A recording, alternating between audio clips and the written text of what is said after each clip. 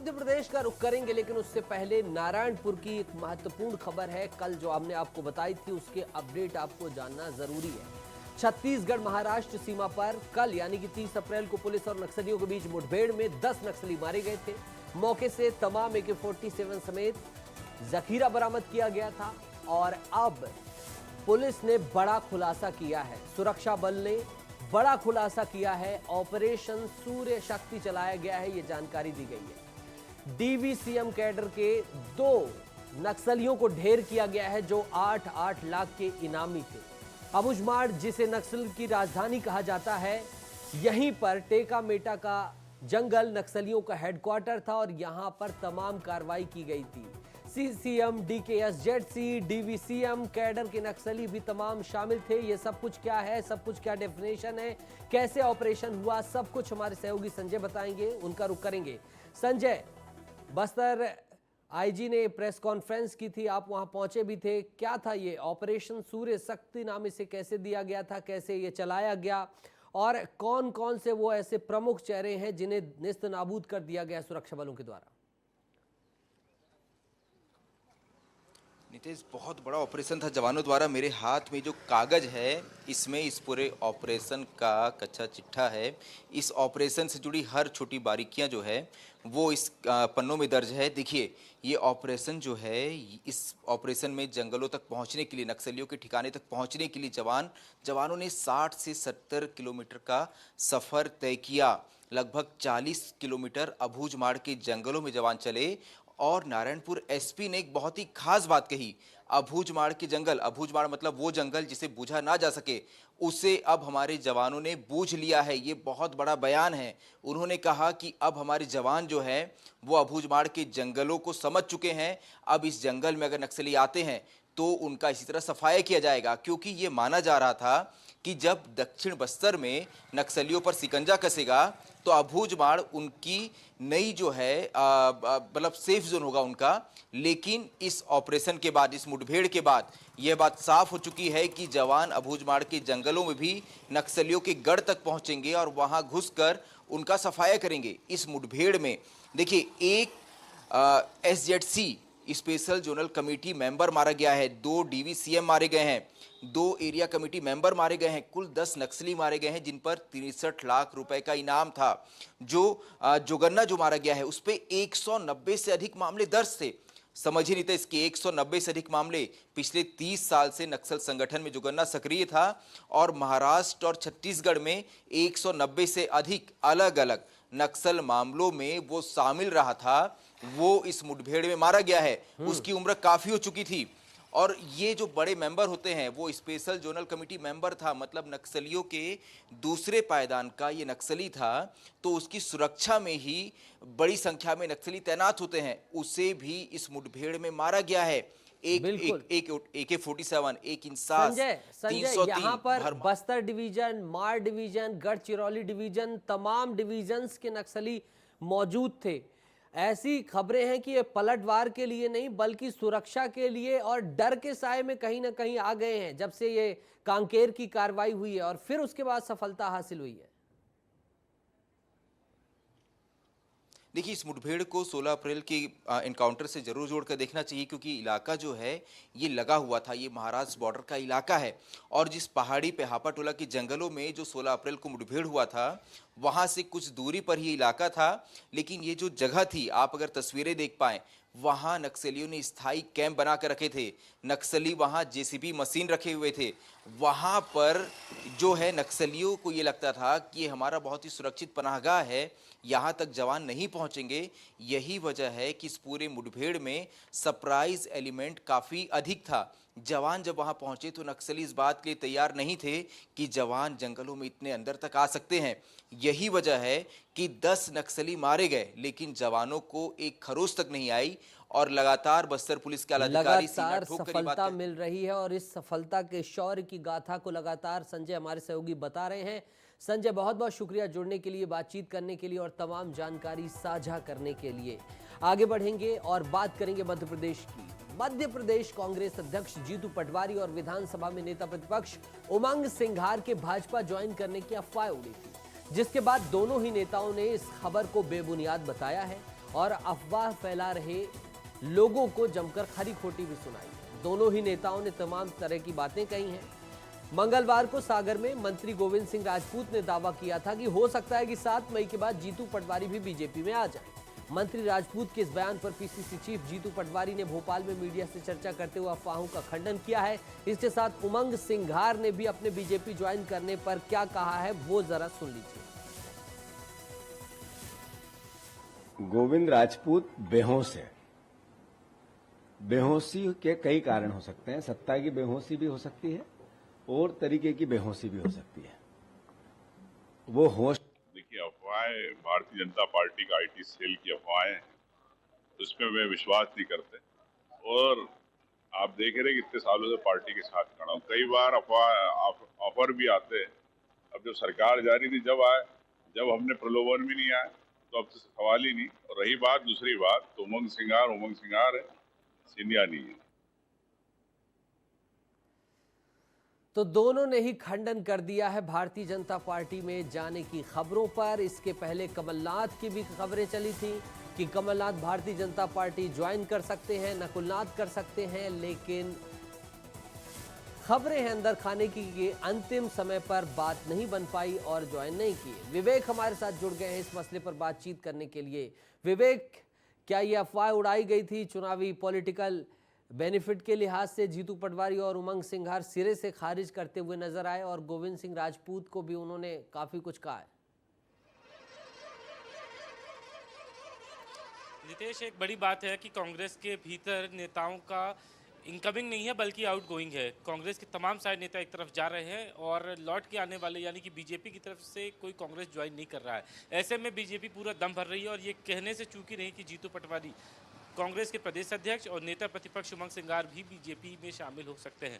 हालांकि दोनों काफ़ी सीनियर नेता हैं और मध्य प्रदेश में कांग्रेस की 20 सालों से सरकार नहीं थी, उस वक्त भी वो उसी तरीके से मुखर होकर जवाब देते थे जैसा अभी हमने सुना कि उन्होंने गोविंद सिंह राजपूत को बेहोश बता दिया। और बेहोशी का कारण भी उन्होंने बताया कि आखिर सत्ता के नशे में बेहोश है या फिर कोई और कारण है। लेकिन उमंग सिंघार की बात की जाए तो उमंग सिंघार की जो बुआ रही हैं वो मध्य प्रदेश में डिप्टी सीएम तक रही हैं। और उमंग सिंघार का कल एक और वीडियो आया था, ये तो बहुत ही कमजोर लहजे में उमंग सिंघार जवाब दे रहे थे कि उमंग सिंघार सिंधिया नहीं है कि जो चले जाएं। लेकिन उमंग सिंघार कल जो एक वीडियो आया था उसमें ये कह रहे थे मैं खाटी आदिवासी हूँ, दबने को चलने वाला नहीं हूँ और इन्हें तो मेरे ऊपर कौन सी धारा बची नहीं है जो लगाई ना हो। और सबसे महत्वपूर्ण बात है कि जब ये बात कही जा रही है, मंत्री है गोविंद सिंह राजपूत, तो जरूर अंदर खाने कुछ ना कुछ तो पक रहा होगा, लेकिन बात नहीं बनी। क्योंकि पिछले दिनों देखा कि जीतू पटवारी के करीबी अक्षय कांति बंप भी विड्रॉ कर गए चुनाव से पहले और इसी तरीके से दिग्विजय सिंह के सबसे करीबी में से एक रामनिवास रावत भी छोड़ के चले गए। तो फिर बीजेपी को मिलता क्या है? बीजेपी ने बैठे बैठा एक शिगुफा छोड़ दिया कि जीतू पटवारी बिल्कुल एक मनोवैज्ञानिक रणनीतिक बढ़त के लिए भी था और अब उसका खंडन कर दिया गया है। लेकिन विस्तार न्यूज की जो खासियत है कि स्पष्ट जो भी चल रहा है वो सीधा दर्शकों तक पहुंचाना, वो आपने विवेक पहुंचाया, उसके लिए बहुत बहुत शुक्रिया, बहुत बहुत धन्यवाद। तो जो ये खबर थी ये पूरी तरह से निराधार है। विस्तार न्यूज ने तमाम पहलुओं से जांच की, पड़ताल की, उसके बाद लगातार इन नेताओं से संपर्क किया, जो इनकी प्रतिक्रिया है आपको बता दिया। तो 7 तारीख को मतदान है और मतदान से पहले ये पूरी तरह से खबर निराधार रही। आगे चलेंगे, जबलपुर चलेंगे, जहां जबलपुर के सिविल लाइन थाना अंतर्गत मिलेनियम रेलवे कॉलोनी में हुए दोहरे हत्याकांड के मामले में 45 दिन बाद भी हत्यारे पुलिस की गिरफ्त से दूर हैं। 15 मार्च को रेलवे कर्मी राजकुमार विश्वकर्मा और उनके 8 साल के बेटे तनिष्क की हत्या करने के बाद मुकुल सिंह उनकी नाबालिग बेटी के साथ जबलपुर से भाग गया था। इसके बाद मुकुल सिंह पुणे, बेंगलुरु, गोवा, मुंबई, चंडीगढ़, दिल्ली होते हुए आखिरी बार उत्तर प्रदेश के गोरखपुर में देखा गया है। उसके साथ मृतक राजकुमार विश्वकर्मा की नाबालिग बेटी हर जगह दिखाई दे रही है। पुलिस के पास राज्यों के सीसीटीवी फुटेज भी है जिसके आधार पर पीछा तो कर रही है लेकिन पा नहीं पा रही पुलिस इनको। पर्यटक बनकर ये हत्यारे पूरे देश में घूम रहे हैं। लगातार विस्तार न्यूज ये जानकारी बता रहा था। पुलिस अधिकारियों ने क्या जानकारी दी है वो सुन लीजिए, फिर दुर्गेश का रुख करेंगे। सिविल लाइन वाले उस प्रकरण में लगातार पुलिस टीम गिरफ्तारी के प्रयास कर रही है और ऐसे कई लोकेशन है जहां जैसे ही उनका पता चलता है तो हमारी टीम उसके पीछे जाती है। जल्द ही हम उसको पकड़ लेंगे। हमको ऐसा अंदेशा है कि जहां भी वो जा रहा है हमारी टीमें बिल्कुल उसके पीछे लगी हुई है और हमें लग रहा है कि 7 दिनों के भीतर हम उसको गिरफ्तार कर लेंगे। दुर्गेश हमारे सहयोगी जुड़ गए हैं ज्यादा जानकारी के साथ। दुर्गेश, नवाज देना चाहिए जबलपुर पुलिस को।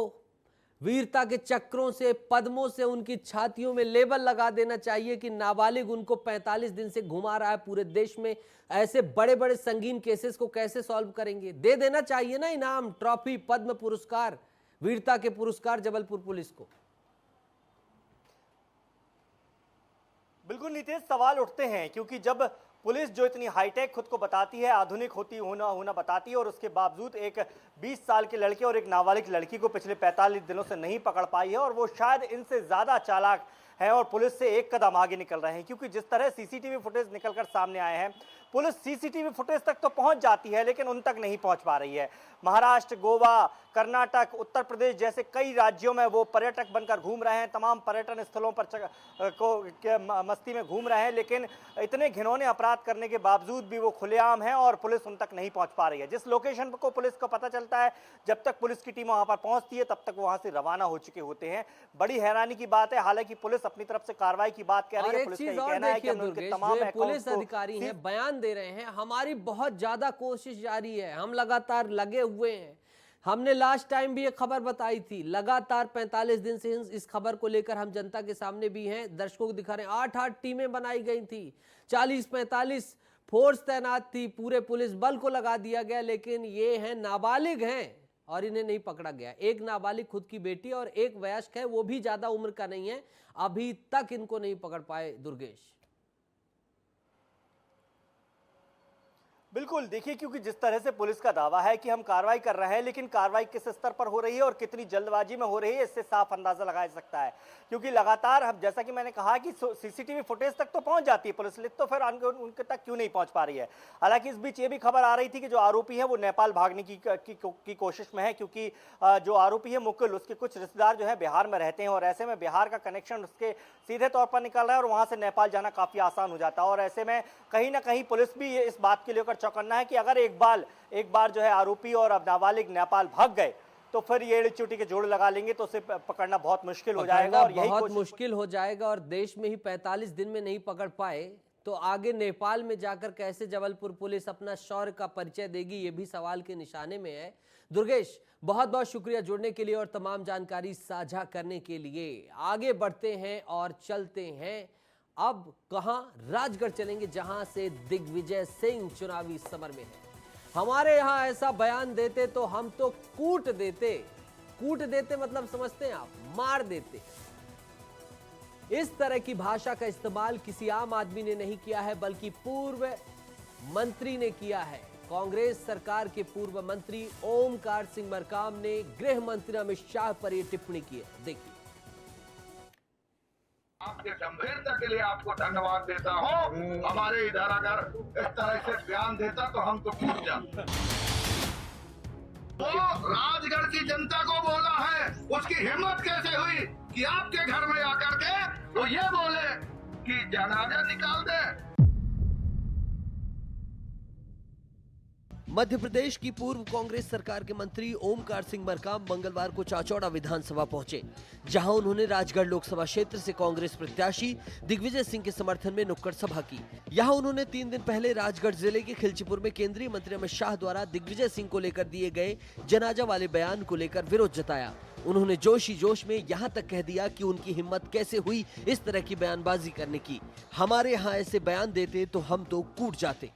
मेरी एक रिक्वेस्ट है भाई, राजनीति से उनका परमानेंट विदाई जरूर करो, मगर आशिक का जनाजा है, जरा धूम से निकले, बड़ी लीड से हराई होगा। उनके सम्मान जैसी लीड से हराकर अब उनको घर पे बिठाने का काम मेरे राजगढ़ वाले करे, यही कहने आया। आपके गंभीरता के लिए आपको धन्यवाद देता हूँ। हमारे इधर अगर इस तरह से बयान देता तो हम तो टूट जाते। कि अमित शाह की इतनी बड़ी हिम्मत कि हमारे माटी पे आके हमारे माटी की लाल को ऐसा बोल रहा है, हम लोग क्या खामोश बैठ जाए? उसकी हिम्मत कैसे हुई कि राजा के घर में जहाँ पैदा हुआ है वहाँ आकर के इस तरह से बात बोलने वाला ऐसे को जवाब दे दो। वो राजगढ़ की जनता को बोला है, उसकी हिम्मत कैसे हुई कि आपके घर में आकर के वो ये बोले कि जनाजा निकाल दे। अमित शाह जी, ये घमंड का जवाब राजगढ़ की जनता देगी। दिग्विजय सिंह पिछली बार भोपाल से लोकसभा चुनाव लड़ चुके हैं। उन्हें करारी हार का सामना करना पड़ा था। अब इस बार वो राजगढ़ से चुनावी मैदान में हैं। उनका मुकाबला बीजेपी के रोडमल नगर से है। दिग्विजय सिंह ने राजगढ़ में चुनावी चुनौती के बीच अमित शाह के बयान को लपक लिया है। दिग्विजय के साथ ही तमाम उनके समर्थक अमित शाह के इस बयान को राजगढ़ की अस्मिता से जोड़ रहे हैं। अब देखना होगा कि ओमकार सिंह मरकाम की फिसलती जुबान से कांग्रेस को जन समर्थन मिलेगा या फिर महज आलोचना। ब्यूरो चीफ हमारे श्याम सिंह तोमर जुड़ गए हैं, सीधा उनका रुख करेंगे। श्याम जी, मंडला की जनता इसी कुटाई को देखकर शायद नहीं जिता रही है ओमकार सिंह मरकाम को। ये जो कुटाई इतनी वो करते हैं, इसी को लेकर लगता है 2014 से चुनाव हार रहे हैं। बिल्कुल ठीक कहा नितेश आपने। भाषाई संस्कार और राजनीति, इसका जो है कहीं ना कहीं पालन नहीं करते हैं नेता, इसीलिए जनता उनको सबक सिखाती है। जनता देखती है जो नेता कुटाई और पिटाई की बात करता है वो हमारा क्या करेगा, अगर हमने उनको जिता दिया तो हमारा क्या हश्र होगा। लगभग वही हम देख रहे हैं और राजनीति में बात निकली है तो दूर तक जाएगी। हमने शुरुआत में ही कहा था, विस्तार न्यूज़ ने शुरुआत में ही कहा था कि कई तरह के इस तरह के बयान दिखाई देंगे। वो बयान दिखाई दे रहे हैं, एक दूसरे को घेरने की कोशिशें दिखाई दे रही हैं और भाषाई मर्यादा तो तार तार हो ही रही है। श्याम जी, रोकना चाहूंगा आपको। इस वक्त उमंग सिंघार विस्तार न्यूज के साथ एक्सक्लूसिव जुड़े हुए हैं हमारे सहयोगी ग्वालियर में अनिल गौर के साथ। अनिल कंटिन्यू करिए उमंग सिंघार जी के साथ।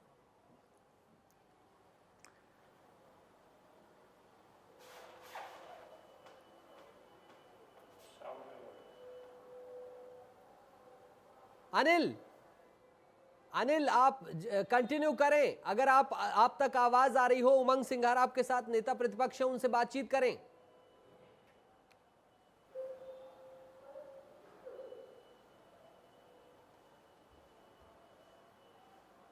अनिल से हम जुड़ने की कोशिश करें। अनिल, क्या आप सुन पा रहे हैं? पुष्ट करिए। अनिल से फिर जुड़ने की कोशिश करेंगे, लेकिन श्याम जी तोमर हमारे साथ जुड़े हुए हैं, उनका रुख कर लेते हैं। अनिल से फिर हम जुड़ने की कोशिश करेंगे। उमंग सिंघार पर जो कल अफवाह उड़ी थी उनके भारतीय जनता पार्टी ज्वाइन करने की, और गोविंद सिंह राजपूत नेता, उन्होंने मंत्री ने बड़ा बयान दिया था। गोविंद सिंह राजपूत ने जो बयान दिया था उसको लेकर जीतू पटवारी और उमंग सिंघार दोनों ने हमला बोला था, पलटवार बोला था। उमंग सिंघार के पास हमारे सहयोगी अनिल गौर पहुंचे हुए हैं। हम सीधा बात करेंगे और जो तमाम प्रश्न चिन्ह उठ रहे हैं उनको सीधा विस्तार न्यूज सीधी जानकारी आपको दिखाएगा। जैसा कि मैंने पहले भी कहा था कि विस्तार न्यूज चप्पे चप्पे पर नजर रखता है। हर खबर पर जो भी सटीक जानकारी होती है, सही जानकारी होती है, सीधा बताता है। उमंग सिंघार के साथ हमारे सहयोगी अनिल हैं और अनिल के साथ हम फिर जुड़ेंगे और तमाम चीजें जानने की कोशिश करेंगे, चाहे वो चुनाव को लेकर बातचीत हो, लोकसभा चुनाव को लेकर दावे वादे हो। उमंग सिंघार नेता प्रतिपक्ष हैं, बड़े पद पर हैं। पहला नेता प्रतिपक्ष बनने के बाद लोकसभा चुनाव की कमान जीतू पटवारी नए अध्यक्ष के साथ ही उमंग सिंघार के भी कंधों पर हैं। अनिल, तमाम जो पार्टी छोड़ने को लेकर जो बातचीत चल रही थी, उमंग सिंघार को लेकर जो भारतीय जनता पार्टी जो खबरें उड़ी थी और इसके बाद उन्होंने जो कहा है उसको लेकर प्रश्न करिए, और लोकसभा चुनाव को लेकर। अनिल, खाली हो गए।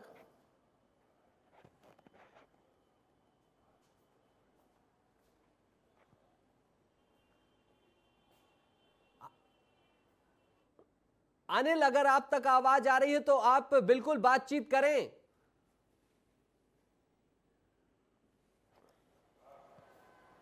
नितेश देखिए, अभी जिस तरीके से ग्वालियर चंबल अंचल में लगातार जो राजनीतिक सियासत चल रही है, क्योंकि यहाँ पर 7 मई को चुनाव है और ऐसे में लगातार यहाँ पर जो बीजेपी और कांग्रेस के नेता हैं यहाँ पर डेरा डाले हुए हैं और इसी कड़ी में कल प्रियंका गांधी का दौरा है। ऐसे में आप देख सकते हैं कि मैं उसी होटल में हूँ जहाँ पर कांग्रेस की एक बड़ी बैठक चल रही है, जिसमें खुद नेता प्रतिपक्ष हैं कांग्रेस के उमंग सिंघार यहाँ पर मौजूद है। बस बैठक खत्म होने वाली है और उसके बाद हम सीधे उन्हीं से बात करेंगे, उमंग सिंघार से, कि ग्वालियर में किस तरीके, ग्वालियर चंबल अंचल में किस तरह की रणनीति है। नितेश, ठीक है। अनिल, आएंगे आपके पास और बातचीत करेंगे। इस वक्त हमारे सहयोगी स्टेट ब्यूरो श्याम जी जुड़े हुए हैं, खबर को लेकर हम उनका रुख करेंगे। अनिल, आपके पास आएंगे, बिल्कुल आप डटे रहिए और तमाम जो प्रियंका गांधी के दौरे को लेकर हो, रामनिवास रावत को लेकर हो, तमाम मुद्दों को लेकर उमंग सिंघार से जरूर आपके माध्यम से प्रश्न पूछेंगे।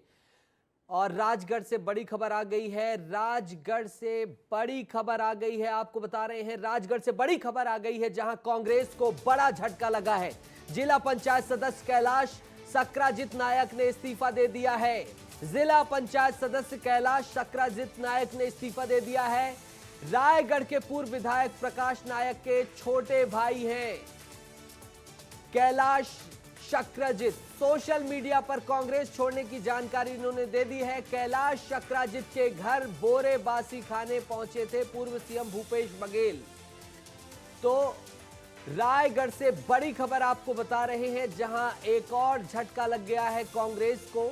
यहां जिला पंचायत सदस्य कैलाश सक्राजित नायक ने इस्तीफा दे दिया है।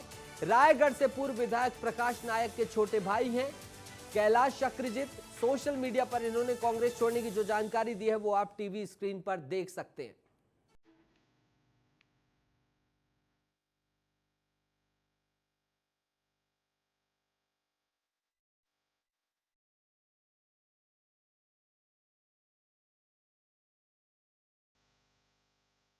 तो सोशल मीडिया पर कांग्रेस छोड़ने की जानकारी इन्होंने साझा कर दी है। कैलाश सक्राजित मेरे राजनीतिक जीवन में साथ देने के लिए तमाम लोगों का उन्होंने शुक्रिया अदा किया है और फिर उसके बाद इन्होंने प्रकाश नायक इनका आभार करते हुए इस्तीफा दे दिया है। अश्विनी मालाकार हमारे साथ जुड़ गए हैं, सीधा उनका रुख करेंगे। अश्विनी, क्यों छोड़ दी इन्होंने कांग्रेस जरूरत के समय? अश्विनी, क्यों छोड़ दी इन्होंने कांग्रेस, क्या जानकारी है? देखिए कोई साफ तौर पर जानकारी तो वो निकल कर सामने नहीं आ रही है। उनसे बातचीत करने का लगातार प्रयास कर रहे हैं लेकिन वो फोन भी रिसीव नहीं कर रहे हैं। और आज ही जो प्रदेश के पूर्व मुख्यमंत्री भूपेश बघेल वो उनके बड़े भाई पूर्व विधायक प्रकाश नायक के निवास पहुंचे थे। वहाँ बोरे बासी खाया और बोरे बासी खाने के बाद कुछ समय बाद जो है ये पोस्ट फेसबुक उन्होंने पोस्ट किया और लिखा कि मैं कांग्रेस की प्राथमिकता से त्याग पत्र दे रहा हूं करके। जी बिल्कुल, बहुत बहुत शुक्रिया जुड़ने के लिए और तमाम जानकारी साझा करने के लिए। तो बड़ी खबर हम आपको बता रहे हैं जहां कैलाश सक्राजित नायक ने पार्टी से इस्तीफा दे दिया है।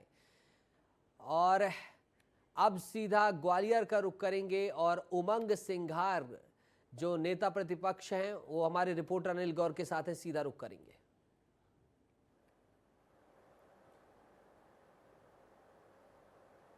जी अनिल।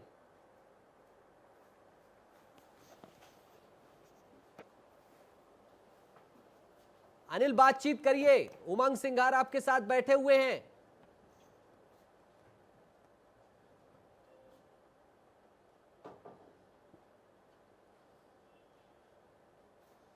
अनिल, आप बातचीत करिए। बिल्कुल अनिल, हम आपको देख पा रहे हैं, सुन पा रहे हैं। अनिल, आप कंटिन्यू करें अगर आपको आवाज आ रही हो तो।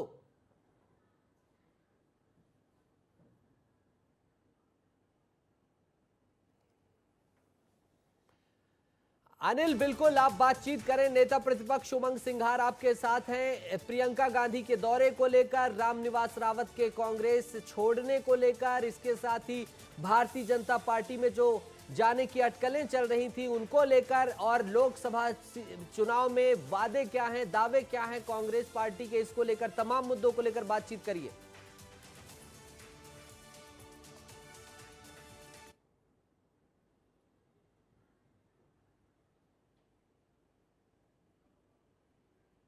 अनिल, बातचीत करिए।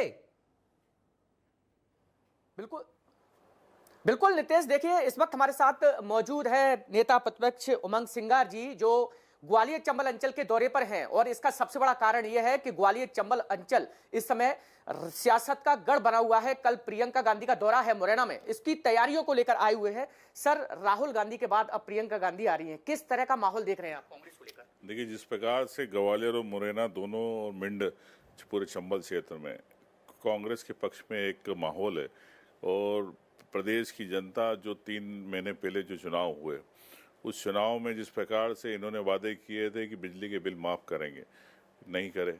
इन्होंने 3,000 रुपये कहा था भारतीय जनता पार्टी ने लाडली बहना को देंगे। लाडली बहना के 3,000 आए नहीं, मामा गायब हो गए।